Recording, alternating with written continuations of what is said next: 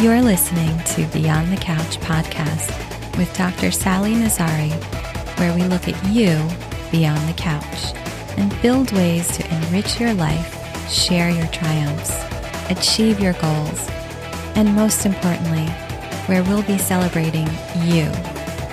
Let's get started. Hello, everyone. Welcome back to Beyond the Couch podcast. I'm your host, licensed clinical psychologist, Reiki master teacher, Dr. Sally Nazari, and I'm here today with psychotherapist and coach, Dr. Julie Hanks, author of the Assertiveness Guide for Women. Julie, I invited you because you work specifically with women and assertiveness. Can you give an overview of what assertiveness is? Yes. First, can I tell you what assertiveness isn't? Because there's a lot of misconceptions about assertiveness. It's not being pushy. It's not being aggressive. A lot of people think assertiveness means aggressive. So those are some myths about assertiveness. But what assertiveness is knowing yourself, knowing what you think, feel, want, and need, and being able to express that in a way that makes it more likely that you'll be responded to in a positive way.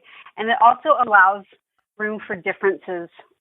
Other people can have a different response than what you're expressing, and there's room for that as well. It doesn't trample on the rights of other people. So that's a pretty good definition.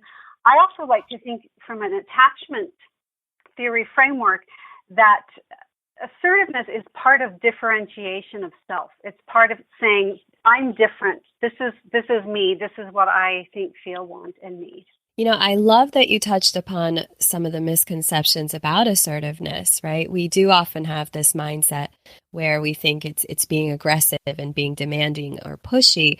But what you're talking about is that it's really just speaking up. First, it starts with knowing our needs, but it's also a way of communicating them and showing that I am different and this is what being me includes. That's a great definition. Thank you. And it's respecting other people's rights.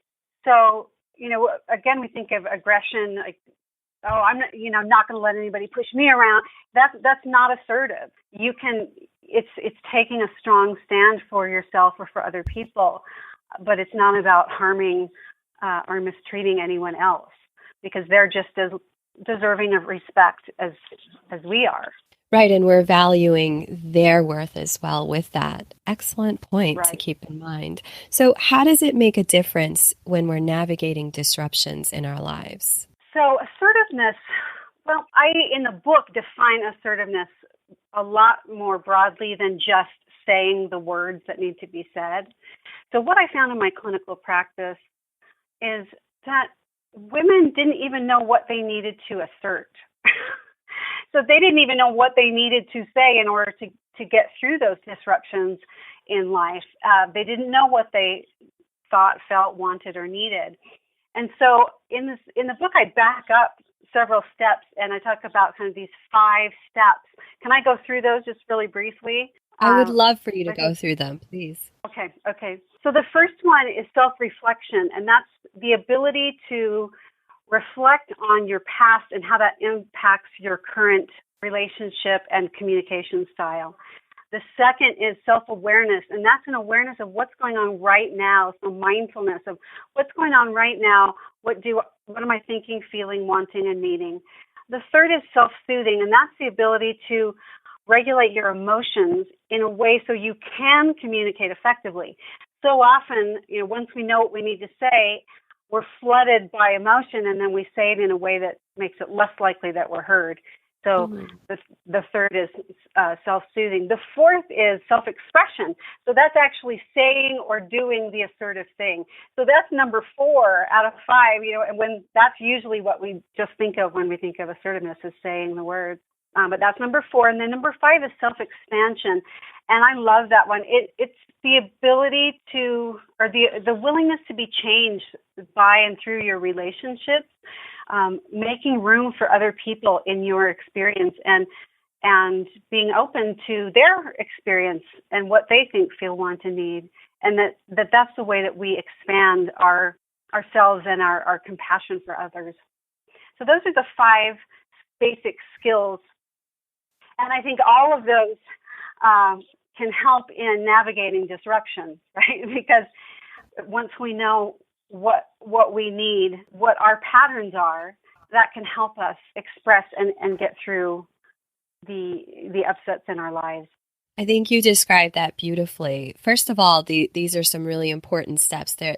I like your mentioning that it's step 4 where we're actually expressing and communicating what it is we need. It starts with so much more prior to that. Mm-hmm. And then that's not the end point either, expanding ourselves afterwards.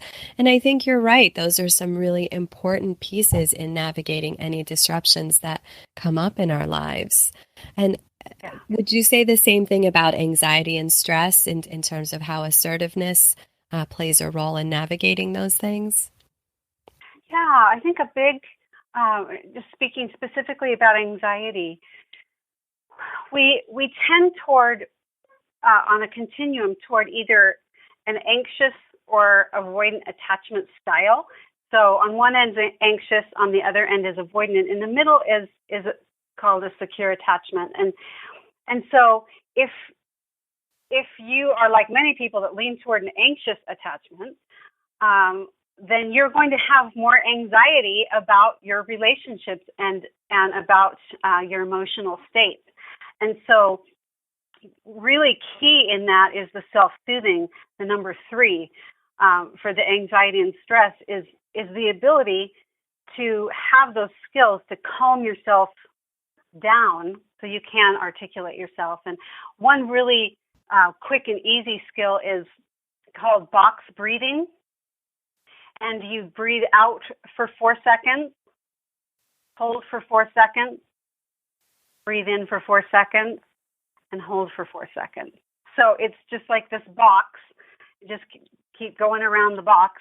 And that can calm your emotional state. Just that simple breathing exercise. So yeah, there are some really practical skills in the book to help reduce that anxiety and stress.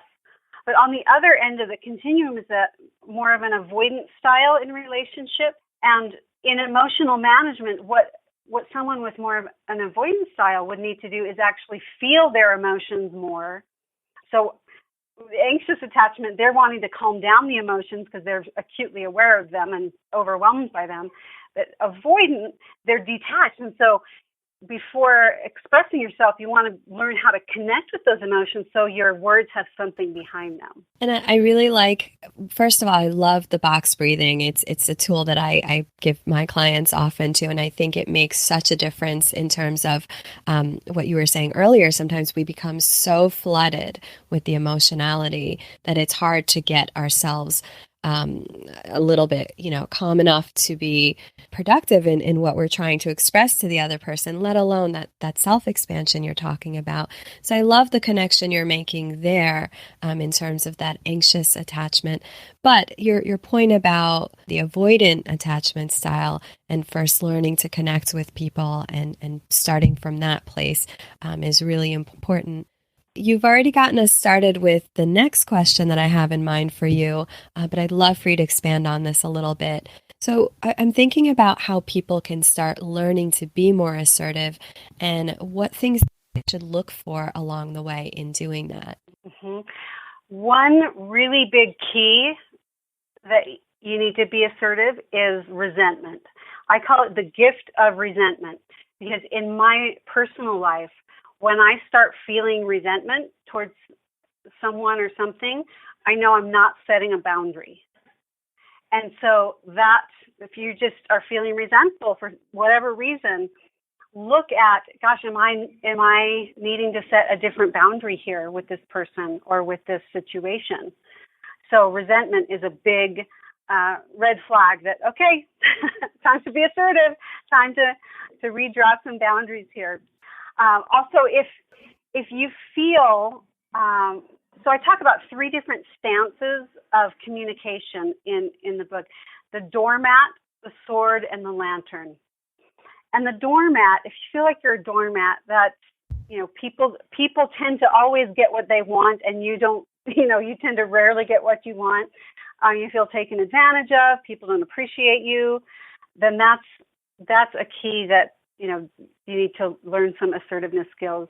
Also, if you find yourself being on the defensive a lot, feeling like you're being attacked, or you want to attack other people, that, you have to protect yourself in a lot of different relationships, then that's the sword, and you'll want to work toward being more assertive. And then the assertive stance I call the lantern stance, because I love lanterns, and I'm sitting here in my office and I have a collection of different shapes and sizes of lanterns. I view assertiveness as standing on your own 2 feet, shoulder width apart, so you're not easily swayed, holding up a light and illuminating the situation that's happening, and inviting other people who are involved in the situation to step into the light.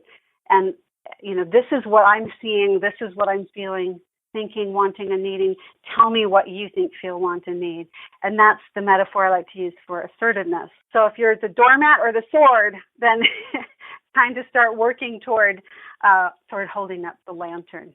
First, I love the images that you're using, and I love the idea of using that imagery to just give ourselves a sense of what it is we need to do to be more effective, be more helpful. And I think it also speaks nicely to some of the points that you were making about some of that attachment avoidance style where we can connect with people. So this is one way of actually doing that.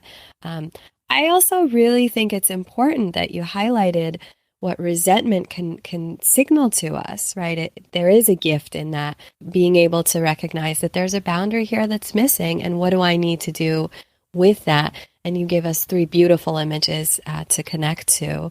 Awesome. Thank Julie, you. Is there anything else you'd like to add? Yes. The biggest fear that gets in the way for women and being assertive is the fear that it will damage the relationship. The number one fear. If I really speak up and share who I am, it will hurt my relationships. And I think the most important thing I hope listeners will get is that it actually is the thing that will help your relationship, because it requires you to show up as yourself, to be authentic, to express yourself, and also to invite the person that you're relating to bring more of themselves into the relationship. So it's actually the key to healthier relationships. And so if you have that fear, oh my gosh, I can't say this or do this because it's going to ruin the relationship. That's a risk that we always take, but it actually will strengthen relationships that are worth keeping. I think you make an excellent point there, is that sometimes something like this, where we are sharing a little bit more about who we are, what our needs are, and doing it in a way that's connecting with people, it can be something that solidifies that connection we have. It brings us closer and strengthens that relationship in a healthier way. Mm-hmm. Exactly. So, Julie, you've shared such valuable information here today. Thank you so much for being a part of the show. I'm sure that with all the great information that you've shared, people will want to reach out to you, learn a little bit more about you, your book. And how can people get in touch if they have any questions about your services or a little bit more information about the Assertiveness Guide for Women? Yes, my website is drjuliehanks.com, so drjuliehanks.com.